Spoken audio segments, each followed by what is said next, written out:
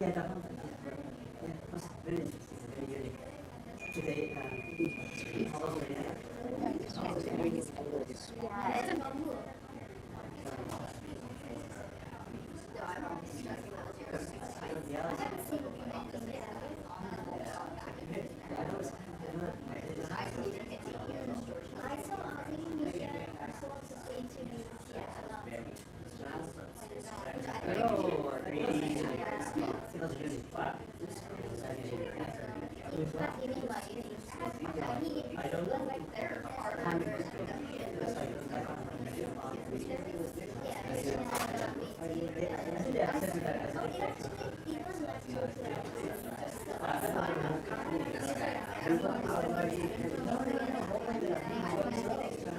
yes,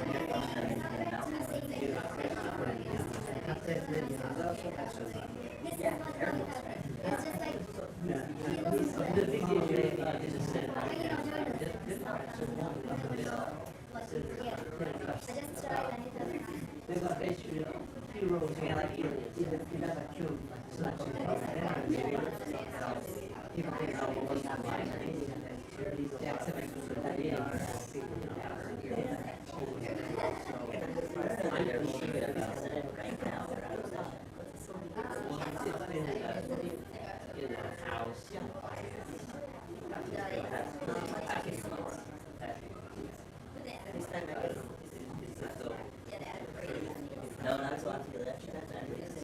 But it needs to be made a big deal about their concerns, their housing should be addressed first before you. It's so serious. And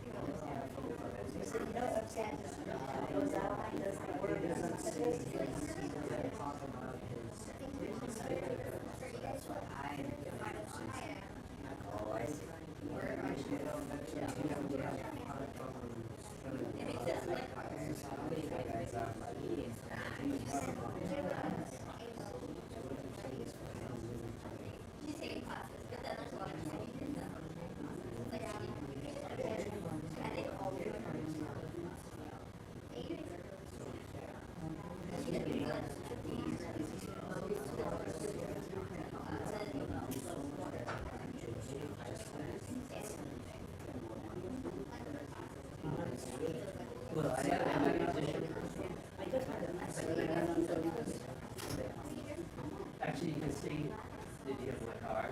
If you, in the YouTube channel, sitting on my desk, and I get your texts. If I get the number, you text me again, remind me that it's the same. Over the rain. You got it. I will count it. You have a chance. Yeah, you might back up. I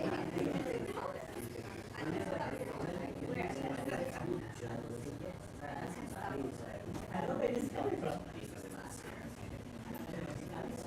Let's say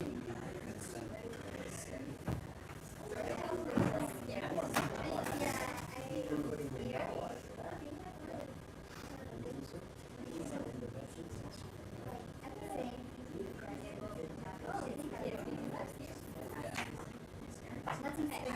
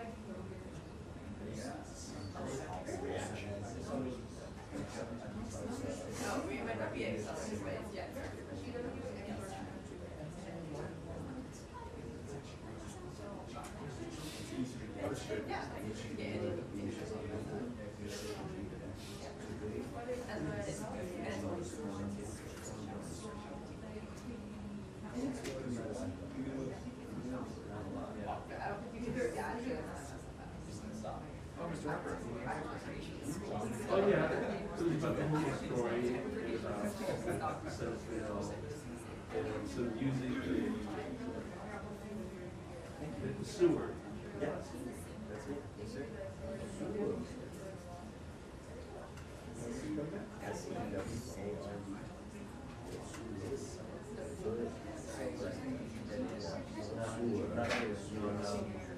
I got plenty of that.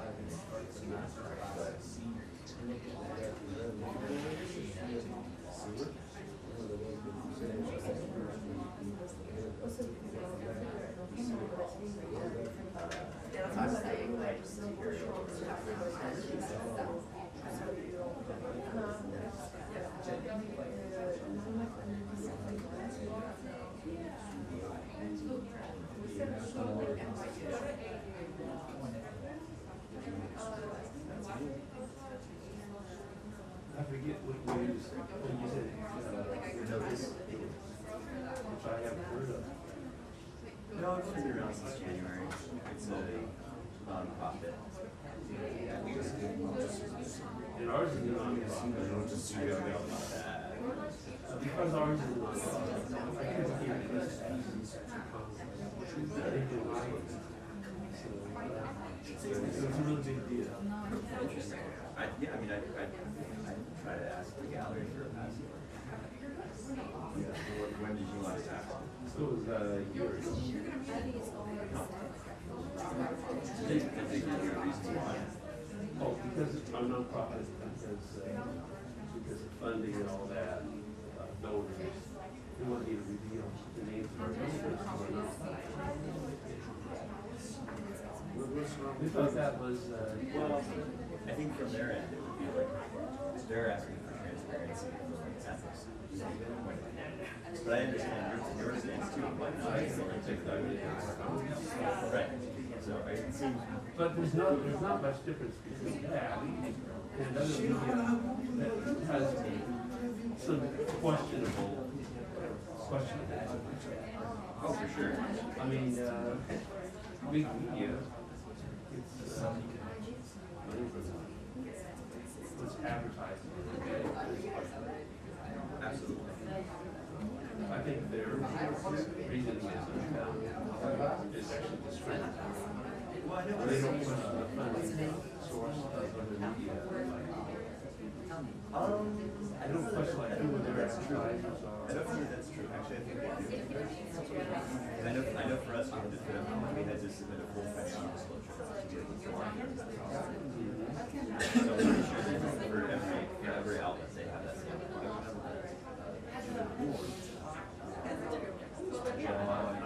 I just don't. That's fair enough. I respect that.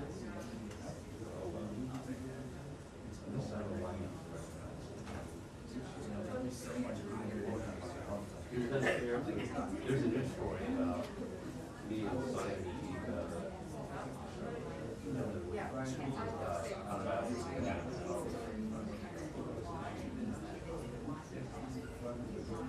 But you succeeded. Yeah, that's a good attorney. That always helps. Simon Waugh.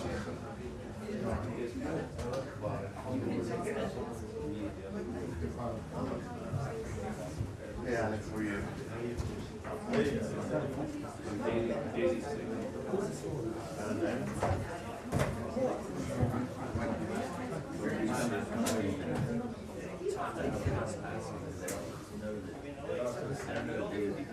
Well, they have the news outlet called Daily Signal. So the reporter is Fred Lucas.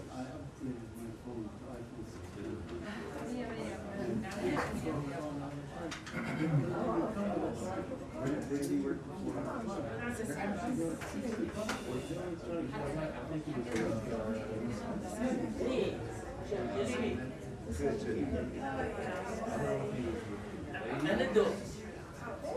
How are you?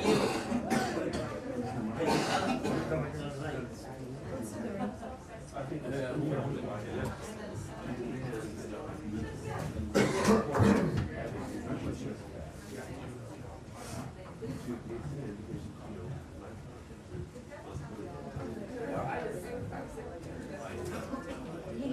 Hi.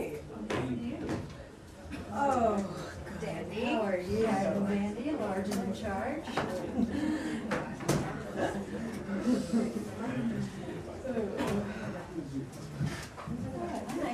I can return 2 sheets of paper to you today if you'd like some.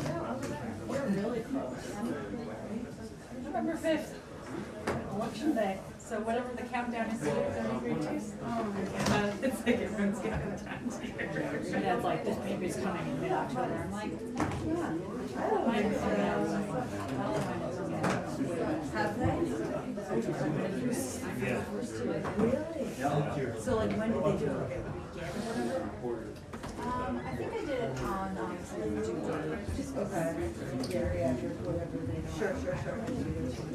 right.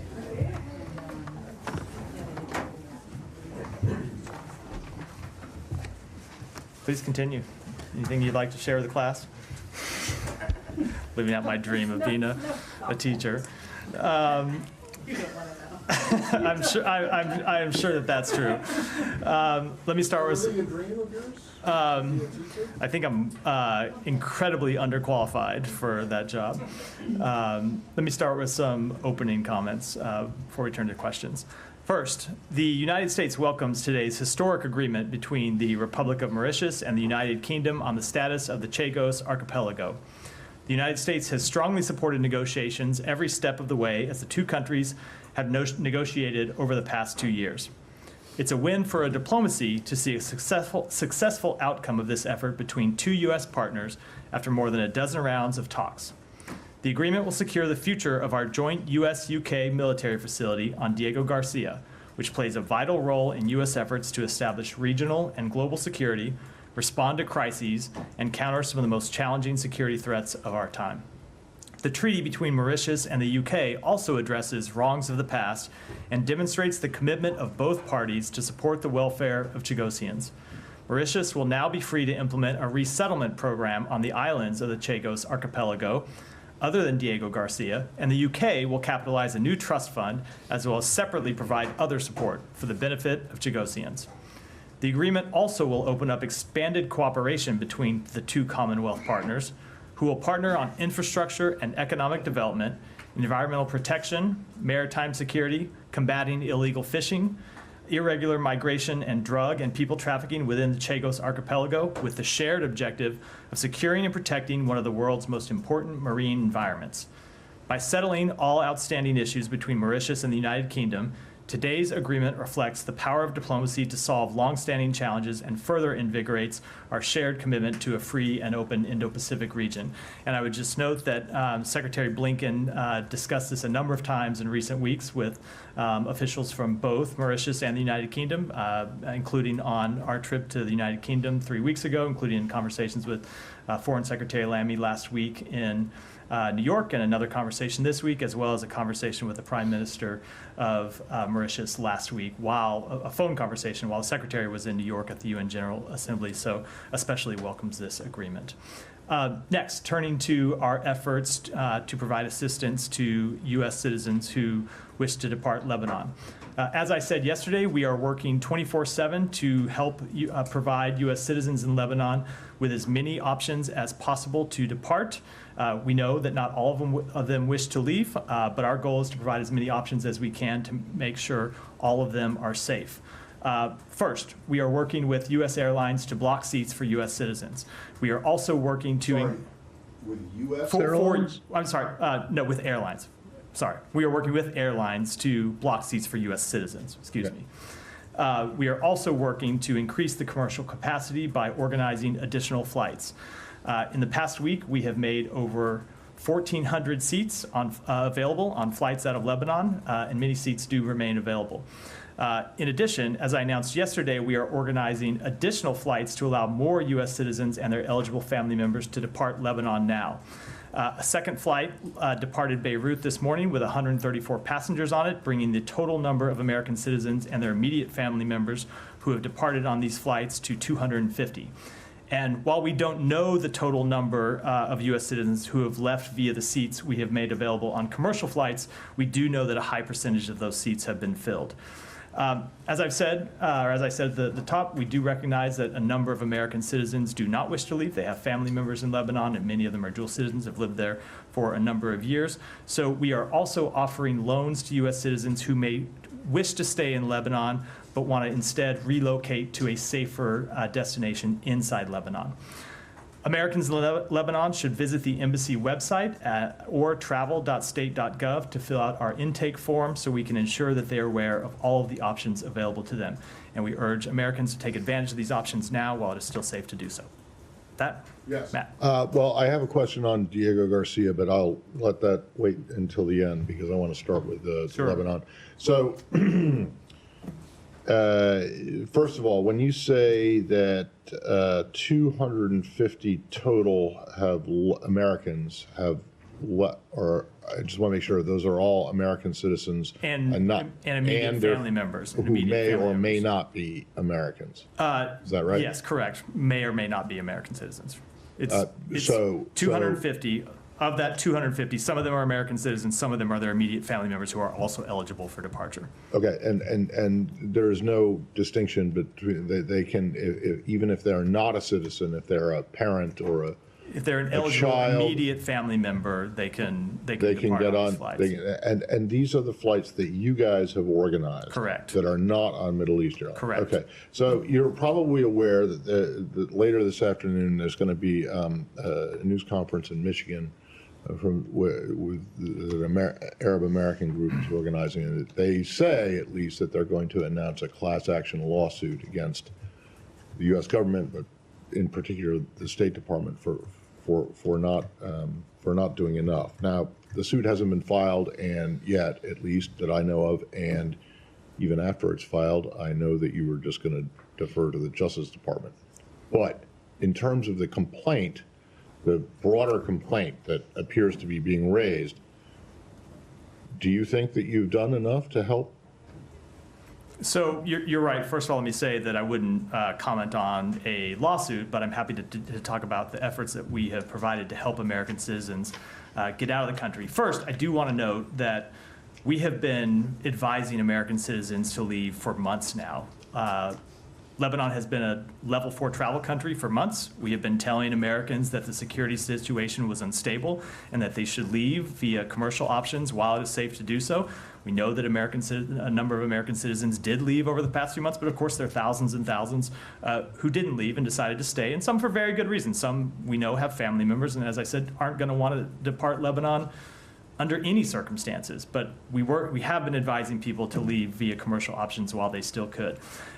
Over the past week, as the security situation got more tense and as a number of commercial airlines that were flying out of Beirut as recently as the last 10 days or so started to cancel their flights, we then started identifying these other options to get American citizens out. The first thing we did, as I said, was to make seats available on Middle East Airlines, which is the only remaining commercial carrier flying out of Lebanon. And a number of American citizens have left via those flights. You haven't? I don't have a number. As I said, we don't ever have perfect fidelity on the Americans that actually show up for those flights because it's via a commercial carrier. But we've been told by the carrier that a high percentage of the seats that they've set aside are being filled, but we just don't have an exact number. But it is in the hundreds. In addition, to supplement the seats available on Middle East Airways, we started yesterday organizing our own flights, and we had a flight with 300 seats available yesterday, and around 120 people went out on it. We had another flight with 300 seats available today, and a little over 130 people went out on it. We're going to continue to organize those flights as long as the security situation is challenging, as long as there aren't sufficient commercial options available, and as long as there's demand.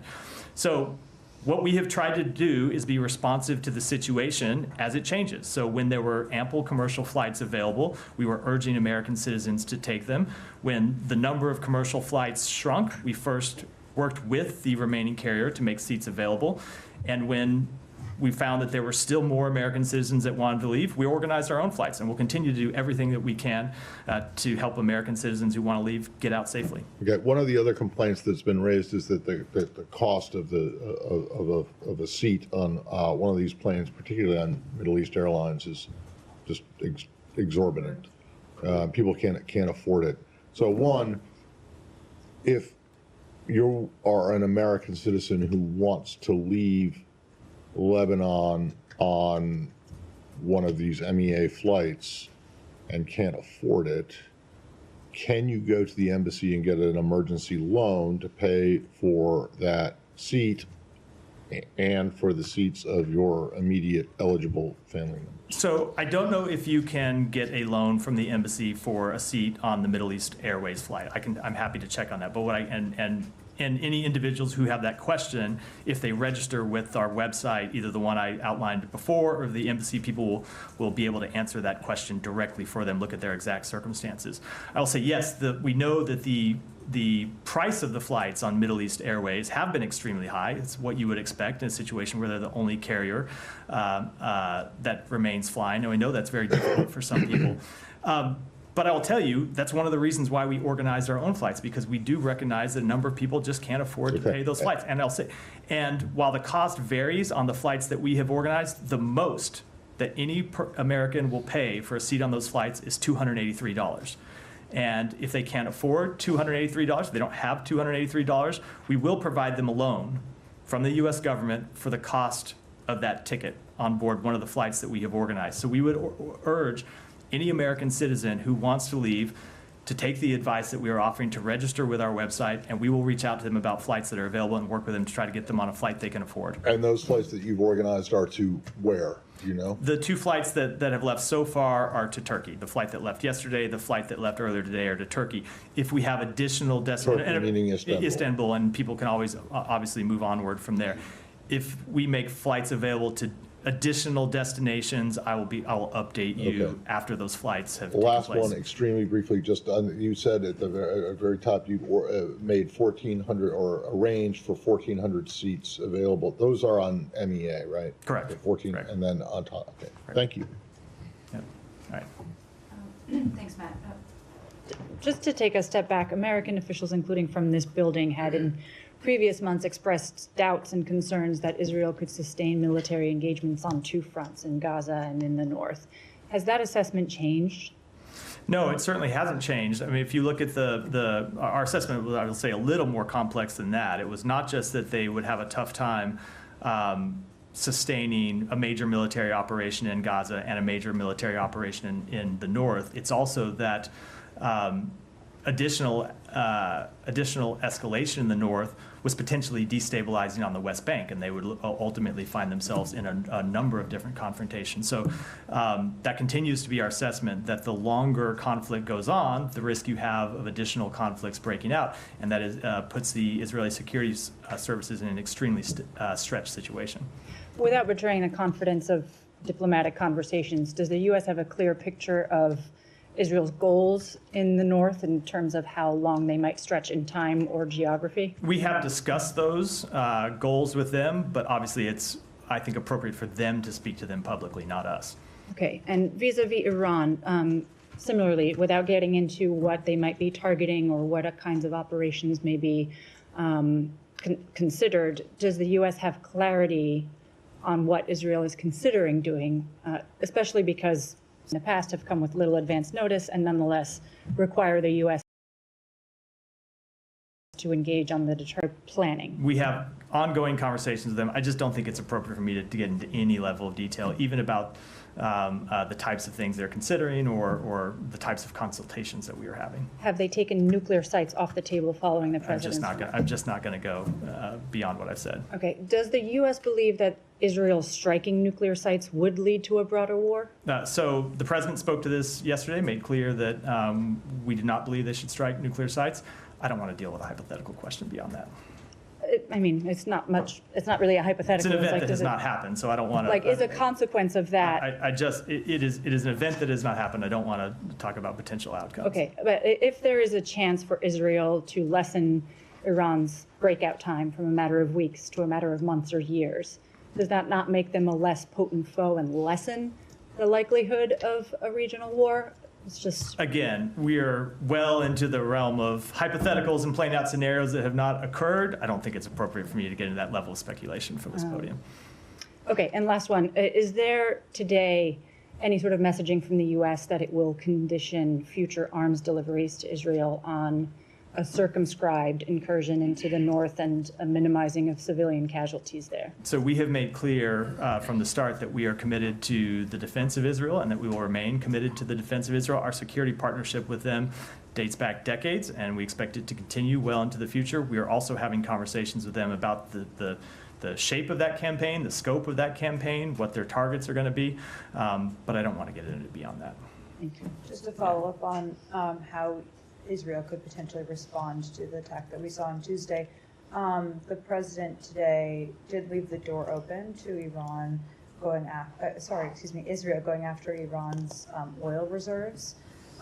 Is it the assessment of Biden administration officials that going after those oil reserves would keep this conflict at the simmer that it's at right now? So that's a little bit different question than the one Olivia asked me, but only because it's about a different target. It still asked me to speculate about the outcome of an event that has not yet happened, and I'm just going to decline to do that.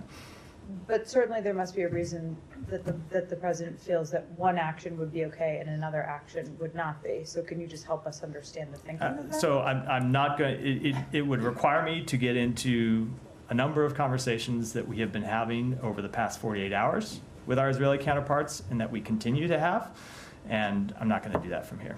Okay, same area, a slightly different topic. Lebanese foreign minister told CNN today or yesterday that Hassan Nasrallah, before he was killed, had actually agreed to the 21-day ceasefire that the U.S. had been putting together last week. Is that accurate? So I can't speak to whether he ever agreed to it and told somebody inside Lebanon. Obviously, that could be something that happened that we wouldn't be aware of. I can tell you that if that's true, it was never communicated to us in any way, shape, or form. And you guys met with Secretary Blinken met with Lebanese officials. He did. in New We were York having a number of and specifically discussed this 21-day we, ceasefire. we were having a number of conversations with Lebanese officials as well as with others in the region, and I can tell you at no time was it ever communicated to us that Hezbollah had accepted a ceasefire.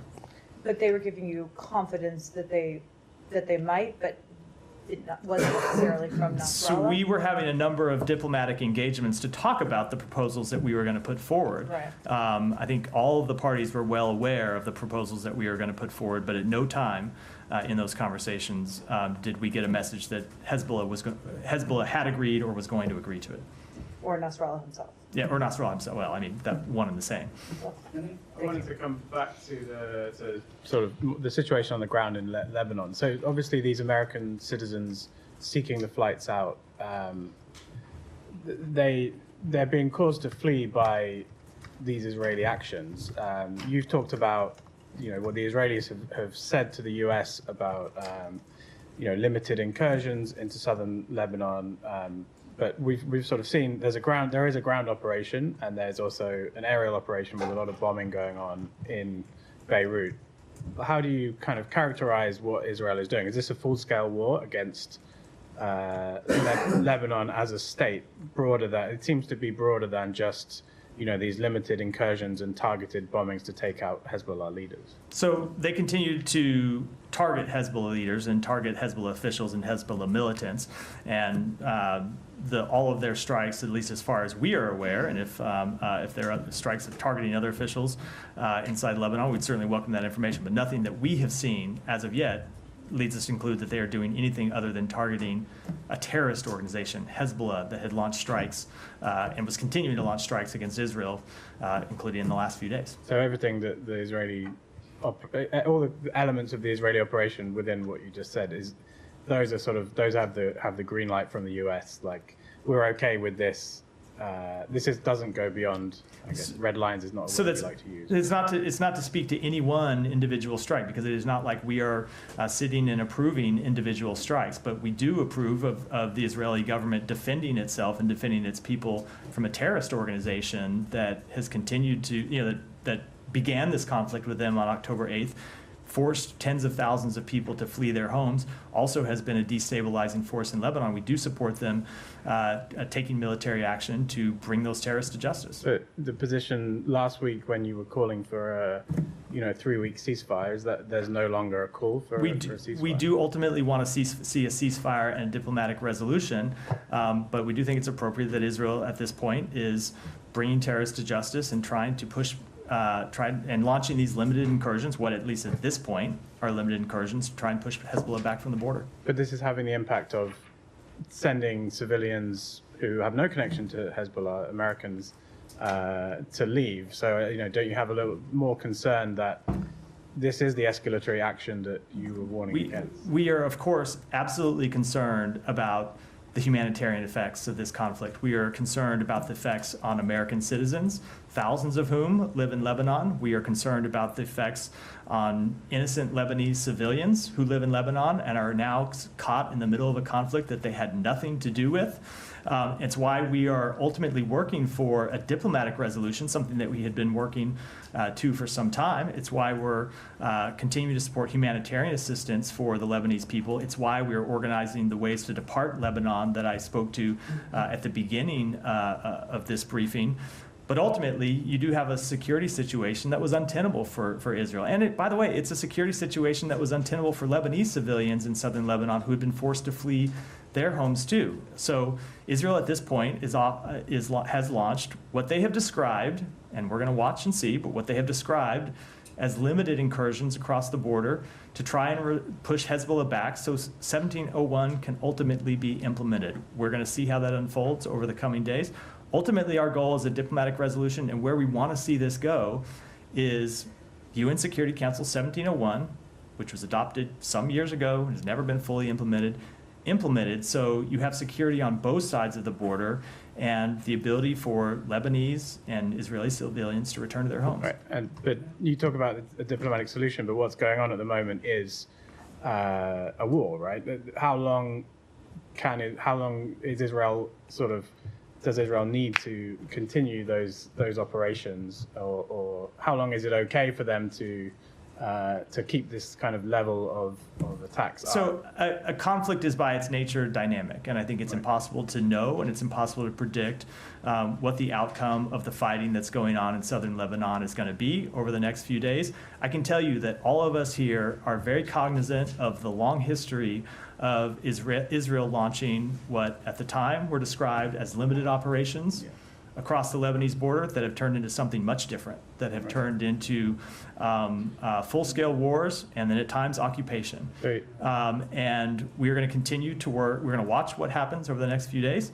And ultimately, our position has not changed, which we want to see a diplomatic resolution, but we do want to see Hezbollah's capabilities degraded. Do they have an end game? Do the Israelis have an end game in your view?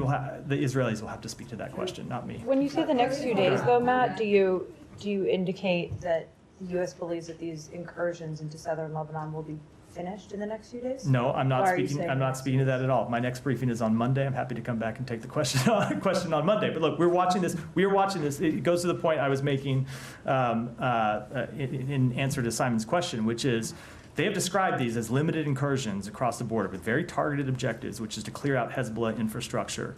But so that's how they've described it. That's what we're watching happening right now. But we're also very aware of the long history of limited operations turning into something else. I'm not going to prejudge what's going to happen. We don't know what's going to happen. Dare say the Israelis probably don't know what's going to happen at this point. We're going to watch. Saeed, hold on, relax. We're going to watch as this unfolds, and we'll make our assessments as in real time as they occur. And you guys doesn't know how long this will take? I don't think if you asked Israel, they could tell you how long. It is the nature of a conflict that it is dynamic, right? But in the case hold on, listen to me. Unpredictable things happen in conflicts. The enemy responds in a way oftentimes that you don't expect. This isn't to prejudge any possible outcome. It's just to say it's a fluid and dynamic situation. And I think all of us ought to be cautious in pretending to say that we know exactly how it's going to roll out. But in the case of Gaza, which was not that long ago, Matt, you were pressing the Israelis to articulate a plan or a vision for governance for what comes next. Are you doing that the same in the north or no? We are having very detailed conversations with them about that. I would never read my unwillingness to talk about those conversations publicly to mean that we are not having them privately. Just to follow, you said maybe the Israelis don't know what's going to happen. Is it okay for a country with using U.S. weapons to go into a conflict you with are, no you are way out? completely misinterpreting what I'm saying. When I say that they cannot know what's going to happen, the point is that oftentimes when you begin a conflict, you do not know how it's going to go. You should at least have... It's not to say they don't have a plan. It's not to say that they don't have objectives. It's to say that conflicts are unpredictable, and the enemy does things that you don't predict. It is impossible to predict with a complete degree of uncertainty or to complete degree of certainty how it will unfold. That's what I meant. Yeah, Heba, go ahead. Go ahead. Guys, I know, but like all of you have your hands up. I'm going to call on you one at a time. Go ahead, Heba. Yes, Matt. So till now, you still see it as a limited operation in the south? That's what they're conducting at this time. And again, as I said, that's not to make any predictions about what will happen, but that's what we assess is happening as it stands. Okay. I want to follow up to your response to Simon on the targeting. If this targeting is systematic, the manner in which it's conducted suggests that there is no safe place. Because how do you expect the people to know who's living around them, what's happening in these buildings? Can this be justified?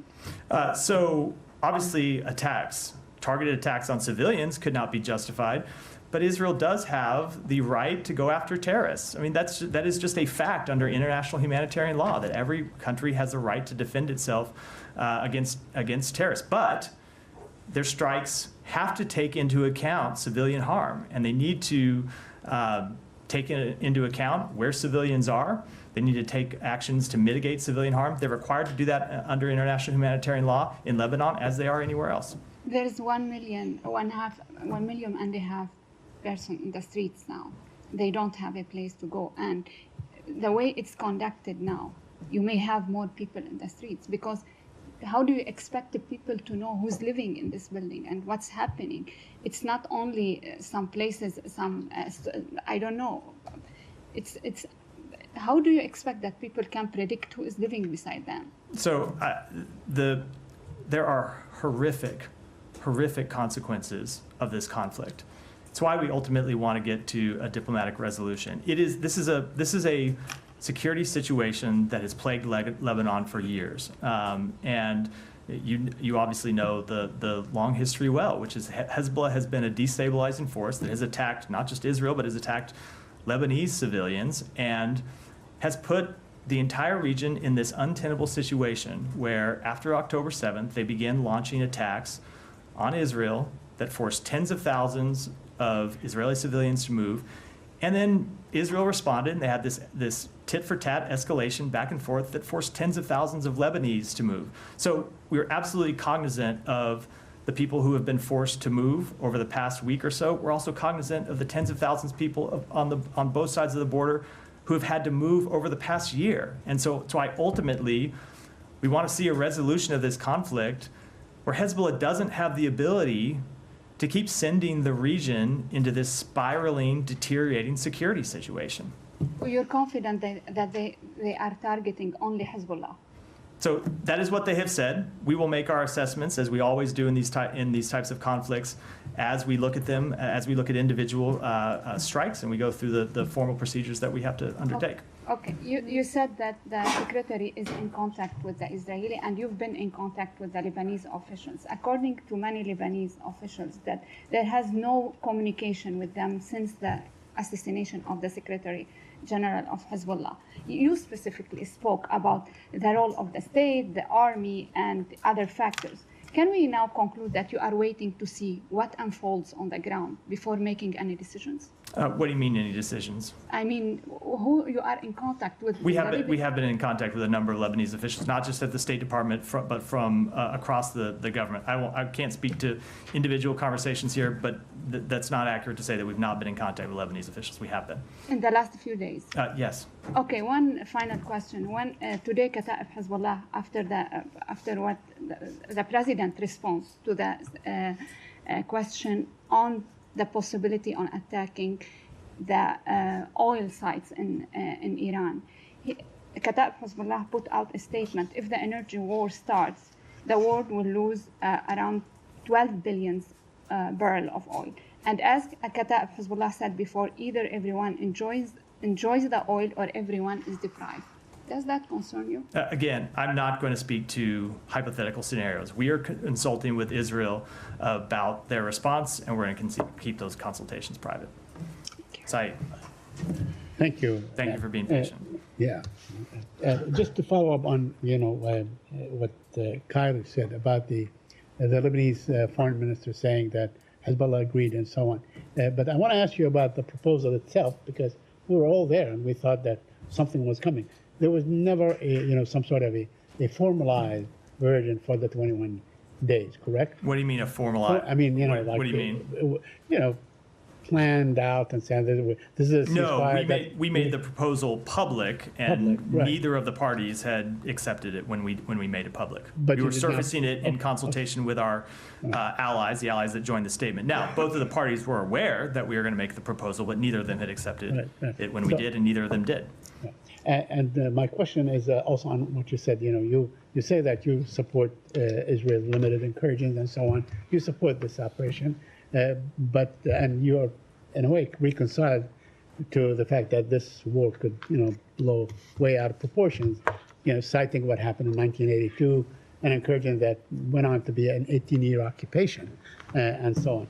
So, which is it? I mean, are you reconciled to this fact, or do you want to push for a diplomatic solution right now? I mean, before things get out of hand. So we do ultimately want to see a diplomatic resolution, but we also think it's appropriate that Israel takes steps to try and deal with what has been an untenable security situation, both for them and for the Lebanese people. Okay. So let me ask you, do you, now that we are really on the brink of maybe a major war, you think that this administration, the Biden administration, missed an opportunity by not rejoining the GCPOA? So if you recall, Saeed, and I assume you were here in 2021 and 2020. I wasn't, but I think you were here during the law, and probably heard from Ned a number of times about this situation. Right. We made clear from day one of this administration that we believe diplomacy is the best way to achieve a solution to Iran's nuclear program. And in 2021 and 2022, there were multiple efforts to return to the JCPOA after the previous administration's catastrophic decision to withdraw from it. We approached that process in good faith. We worked with our allies and partners on it, and ultimately, Iran wasn't serious about the process, and they demonstrated that by walking away from it in 2022. Now, on the issue of the war in Gaza, I mean, you always say Israel's right to defend itself, and that's fine. A sovereign state can defend itself. But also, Israel uses the euphemism or the pretext, whatever you want to call it, of saying that there are human shields and so on. So conceivably, these are not... I just missed the pretext of what? No, and the pretext of continuing its attacks and so on populated neighborhoods and many places, saying that there are militants.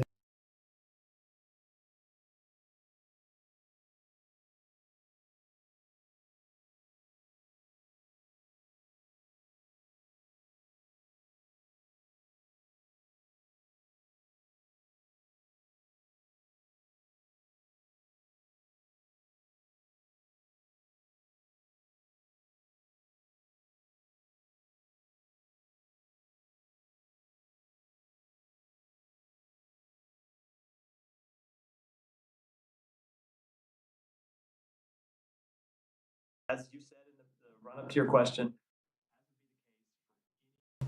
nation facing an ongoing terrorist threat. But also, ultimately, we want to see the establishment of an independent Palestinian state, which I'm going to be perfectly blunt. The absence of a Palestinian state in no way justifies terrorism against the state of Israel and Israeli civilians. It absolutely does not. We're also aware that the absence of a Palestinian state is one of the major drivers of insecurity and instability in the region. And we continue to believe that the best way for Israel to achieve its long-term security, in addition to all the benefits it would bring to the Palestinian people and all the benefits it would bring to the region, is the establishment of a Palestinian state. The current government of Israel has made clear that they have a very different view of that question. We will continue to make clear on behalf of the United States what we believe is in their interest and what we believe is in the broader region's interest. Thank you. Nadia. Thank you. First, any reason why these flights that evacuating civilians are not made free? Because I'm sure taxpayers' money will be happy to evacuate people and civilians. There's a very good reason. We're prohibited by U.S. law from making them free.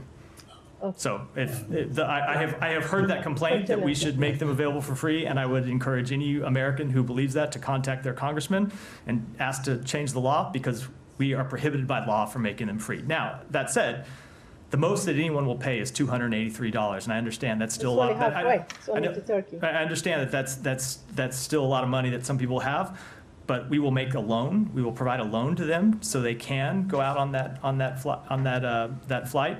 And if you want us to provide free flights, we need to change in the law. We're just not allowed to, fundamentally. All right. Hopefully it will change. Yesterday I asked you about the 6 first responders who were killed. Today the total number is 97 of people who are trying to help others have been killed.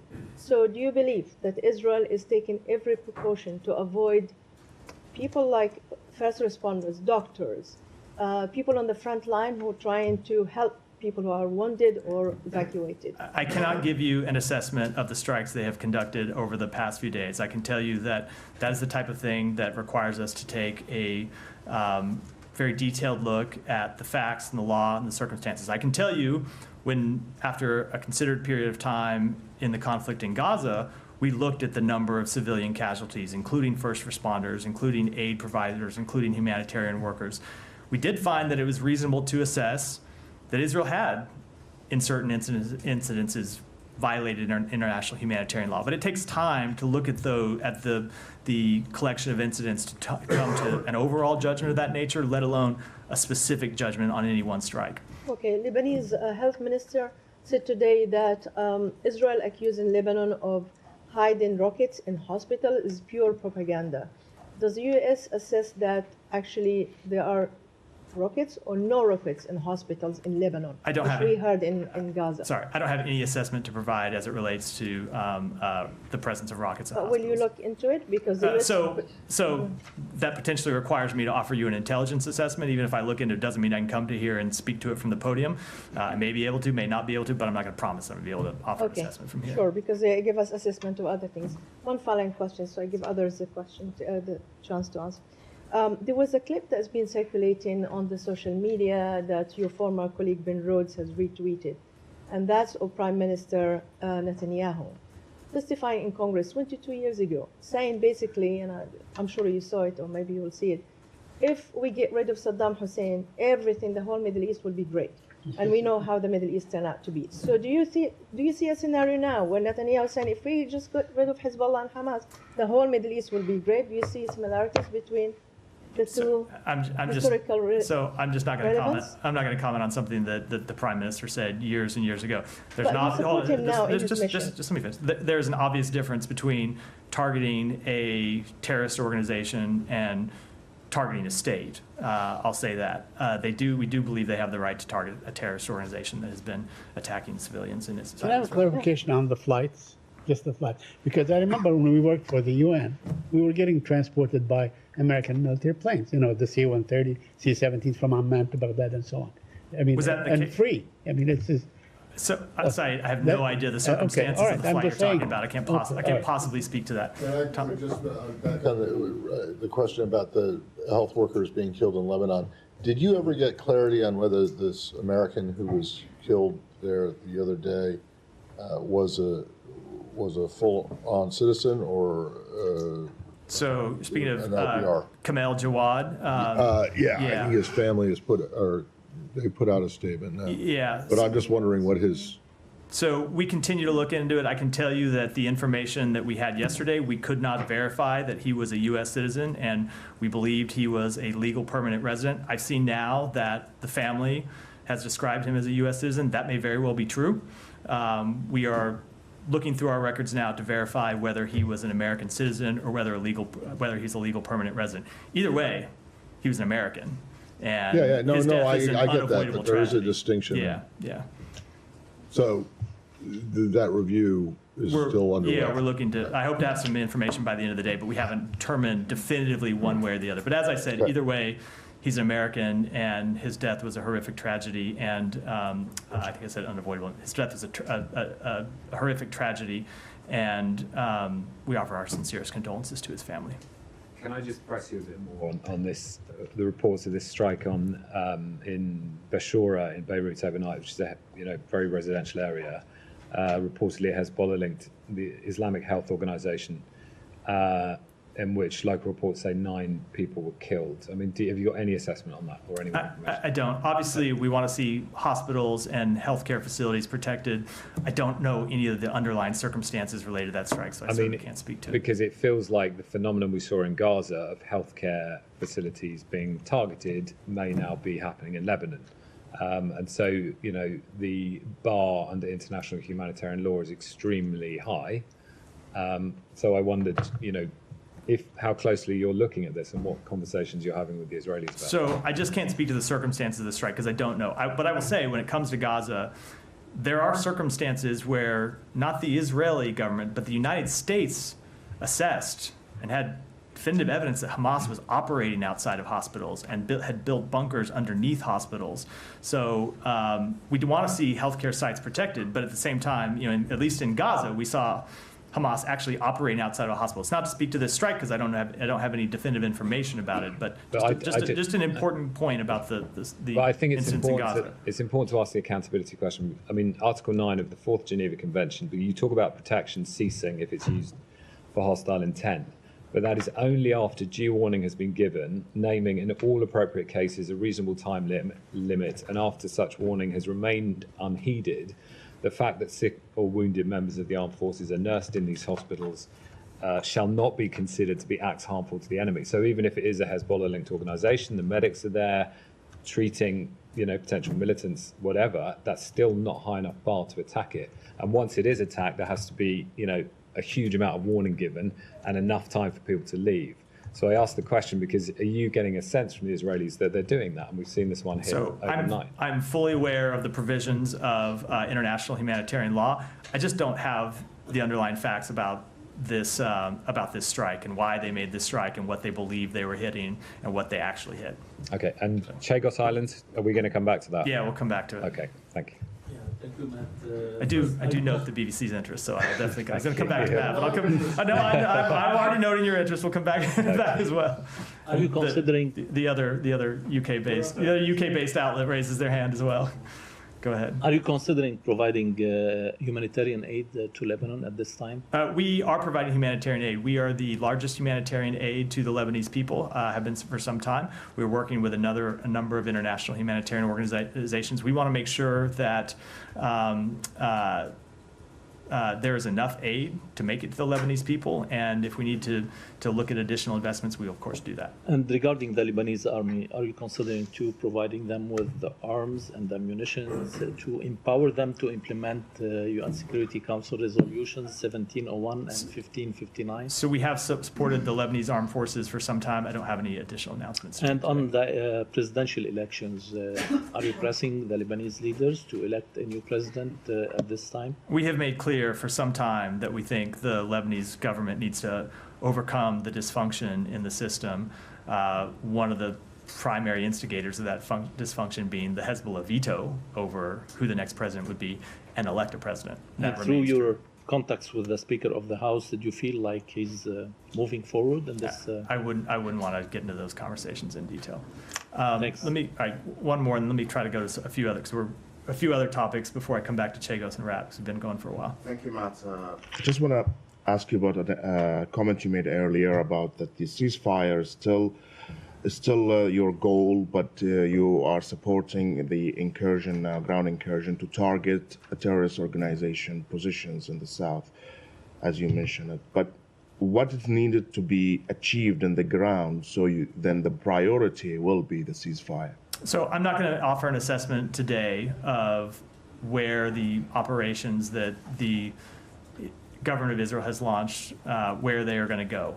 We support them in these limited incursions to clear out Hezbollah infrastructure above and below ground, but ultimately we want to get to. But I'm not asking about the Israeli government. But it is a question about where it's going to go. I'm not going to publicly. I'll rephrase.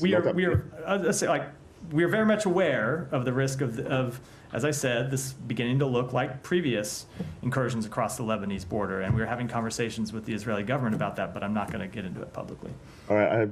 Today, Iranian official told Al Jazeera that Iranian government passed messages to you, to U.S. government via Qatar, that they don't want a regional war, but they want you to contain, and I'm quoting here, the Israeli insanity in the region, and that their self-restraint is no longer required only of them. It should be mutual. Did you receive such messages? And any comments? I rarely, and I'm not going to, in this instance, comment on messages that we have received or may have received from the Iranian government. I would note that the day after you launched 200 ballistic missiles at another state, or 2 days after you launched ballistic missiles at another state, it's hardly time to pat yourself on the back and show that you've exercised restraint. Iran very much has not exercised restraint. They escalated this conflict by launching a direct state-on-state attack to defend the terrorist organizations that they have sponsored in the region for years. We have made clear to Iran that we do not want a full-out regional conflict. We have made clear to Iran, going back a number of months, that they should not do anything to escalate this conflict. Unfortunately, they did. My last question is, today the president said that nothing will happen today, as on Thursday, about the Israeli retaliation. Is that something based on assurances from Israel, or is just a guess? I'm not going to speak to that any further. All right. Just to follow up, Yeah. So has the U.S. government received any messages directly or indirectly from Iran about what they might do next if Israel retaliates? We often receive messages from them. I'm not going to comment on the detail. I'm not going to comment on any messages we might have received, let alone what the contents of those would be. But I would say, just as a general practice, oftentimes the messages that we do receive track pretty closely with the things that you hear them say publicly. But on this, Matt, how did you view the Iranian president's visit to Qatar a day after they launched 200 missiles to Israel? I don't have any comment at all. Those countries have had relations for some time. All right, go ahead. A Yazidi woman was freed after being trafficked to Gaza. What role did the U.S. play in her rescue? And the circumstances of her captivity seem undoubtedly horrific, but can you explain why the U.S. chose to intervene in this particular case? So you're right. We did recently help safely evacuate from Gaza a young Yazidi woman so she could be reunited with her family in Iraq. The circumstances of this case really hard to describe. This is a now young woman who 10 years ago, when she was an 11-year-old girl, was kidnapped by ISIS in Iraq, sold, and forced to marry a Hamas fighter in Gaza, moved to Gaza against her will. The recent death of her captor in Gaza allowed her to escape. And we were contacted by the Iraqi government, who was made aware of the fact that she escaped, that she was alive, and that she wanted to come home to her family. And the government of Iraq asked us to do whatever we could to get her out of Gaza and get her home. So over the past few weeks, we worked with a number of our partners in the region to get her out of Gaza, to get her safely home, obviously with the government of Israel, and with other partners as well, to get her out of Gaza, get her home to her family, and I can say now that she is safely home with her family in Iraq. I would ask that, obviously this is someone who's gone through pretty difficult circumstances, we would ask that everyone respect her privacy, of course. But I would say in a number of times over the past nearly 12 months, we have been able to get people out of Gaza. Obviously, our first priority is always the safety and security of American citizens, and when we're working to get people out, we always work first to get American citizens out. But there are a number of others who, in certain cases, for example, kids with cancer, other people who needed medical treatment who were not citizens of the United States, where we have been able to get involved and get them safely out of Gaza. Can you explain a little more when you say work with your partners to help in the rescue? Can you speak a little more to the specific role that U.S. played as far as the embassy? I can't really get into the full details. I can say she had already made it out of captivity herself inside Gaza after her captor had been killed. Remember, she was married to a Hamas fighter. We found out about the situation from the government of Iraq, who asked for our help.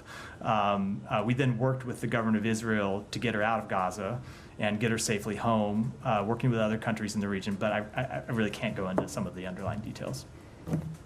Yeah. Go ahead. Just following up on this question, is that the only case that you're aware of that the Yazidi girls are in Gaza and in that area? Because there are about 2,600 Yazidis that are missing, and I'm sure that the U.S. government are helping the Iraqi government to rescue them. Yeah, so the Secretary has spoken to this on a number of occasions, that you're right, it is somewhere around 2,600 who remain missing and unaccounted for. We obviously don't know where all of them are. This is the only case that I'm aware of. There may be others who are in Gaza. We only became aware of this case because, as I said, the government of Iraq brought it to our attention and asked for our help. I'm not aware of any others. It doesn't mean there aren't any, I'm just not aware. Yeah, and another question on the Iranian attack. After President Biden said today they are discussing a possible Israeli strike on Iranian oil facilities, the Iranian UN mission said anyone who's helping Israel attack Iran would be a legitimate target for Iran. So, and yesterday the Iranian president said that we are not seeking a war, but if Israel responding us and attacking us, we will attack them harder. So how do you see these comments? Is that something that you are taking or looking at when you are calculating a response to Iran? So the only thing I will say that is that we have made quite clear that we will defend against any attacks on U.S. personnel and U.S. interests in the region. I think I'll leave it at that. Let me do one more. Go ahead, and then I'm going to come back to the Chagos. Go ahead. So have you seen this report from the Times of Israel this morning and a few other outlets that the Lebanese military for the first time has been involved in a direct shooting conflict with Israeli forces? And in general, you've spoken, I think, earlier this week a few times about about the rights of sovereign nations to defend themselves. Where does that play into Lebanon and And at what point does Lebanon have a right to say, you're on our territory, you need to leave? So every country, of course, has the right to defend itself, but the conflict in Lebanon has not been with the state of Lebanon, it has been with Hezbollah. I can't speak to this specific reported exchange of fire because I don't know the underlying details, but the conflict has not been with the state of Lebanon. So, all right. Matt, you want to do Chagos? Matt, so you mentioned when you opened with the Chagos, you mentioned that this agreement would that addresses the wrongs of the past, and by that I presume you mean the forcible relocation of the island of the islanders. Chagosians, yeah. Yeah, but I don't believe, unless I'm completely wrong and you misstated this, that the people who were actually forcibly repatriated from Diego Garcia are allowed to go back to Diego Garcia. Is that correct? So I will let the UK and Mauritius to speak the details of it. Okay, but you said in your opening that they would be allowed to go back to islands other than Diego Garcia. I was about to answer that. I'll let them to speak to all the details, but my understanding of the agreement between these two countries is that they will be allowed to go back to other islands in the archipelago other than Diego Garcia, and that the UK is setting up a trust fund to help them with those relocations. Okay. But why is it that they can't go back to Diego Garcia? Is what's going on there at this joint UK-US military base so super ultra sensitive or controversial that people can't? I mean, I recognize it's not a very big island, and I also recognize that the number of Chagosians who were forcibly repatriated off of Diego Garcia at the beginning is not a huge number. But I mean, why can't they go home? Ultimately, that is a question for the UK and Mauritius. Well, it's your base, it is our base, but when it comes to so is what's going on there so that is dangerous that people that is a question for the governments of the United Kingdom and Mauritius who negotiated this agreement and can you speak. say this is a UK-US base, but it is not really a UK base at all. It is a US base. Yes, they have sovereignty over it and will continue to, or at least exercise Mauritian sovereignty over it. But this is your guys' operation there. It is. So why is it that you don't want people who lived on who were on the island and were forcibly moved off of it to go back? It is not a question of the United States wanting them or not wanting them. It is a question for the United Kingdom and Mauritius, who negotiated this agreement and ultimately came to this resolution that both countries deemed was equitable, where Chagosians would be able to return to other islands in the archipelago and would get financial assistance to do so. We have stated previously for many years that the manner in which the Chagosians were removed is regrettable, and we welcome this agreement to see them allowed to return to other islands in the archipelago. I'm sorry, I just don't get why they can't. Why the people who were removed from Diego Garcia can't go back to Diego Garcia, but they can go back to other islands. I mean, there must be something about Diego Garcia that makes it either dangerous or inhospitable for civilians, and I just think that people should know what that is. Look, obviously we have a base there, but when it comes to this exact question, it really is a question for those other two governments.